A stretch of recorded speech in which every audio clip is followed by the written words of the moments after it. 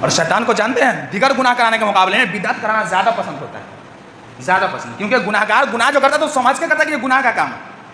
ایک چور چوری کرتا ہے تو اس کے دل میں احساس ہوتا ہے کہ ہم غلط کر رہے ہیں، تبھی تو احساس جائے کبھی چوری سے توبہ کرے گا۔ لیکن بدعتی جب بدعت کرتا ہے وہ سینہ ٹھوک کے کرتا ہے کہ ہم ہی حق پر ہیں، ہمارے علاوہ جو ہے سب باطل ہے، سب گمراہ ہے۔ جب جو کام کو تم برا سمجھو گے نہیں تو توبہ کیسے کرو گے؟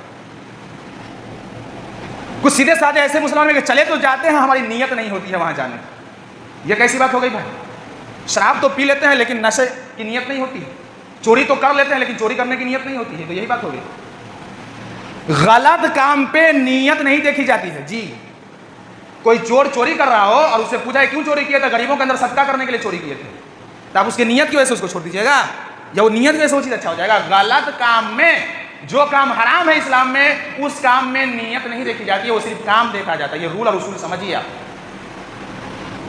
حسن بصری رحمۃ اللہ فرماتے ہیں کہ لا یصح قول الا بالقول لا یصح قول الا بالعمل۔ کوئی بھی بات انسان کی تب تک صحیح نہیں ہو سکتی جب تک کہ اس بات کے مطابق اس کا عمل نہ ہو جائے۔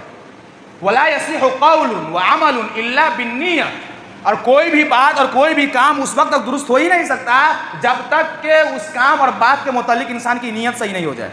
ولا یصح قول وفعل ونیۃ الا بسنہ، اور کوئی بھی کام، کوئی بھی بات اور کوئی بھی نیت اس وقت تک صحیح نہیں ہو سکتی ہے جب تک اس نیت کے مطابق قرآن و حدیث کی دلیل نہ آ جائے۔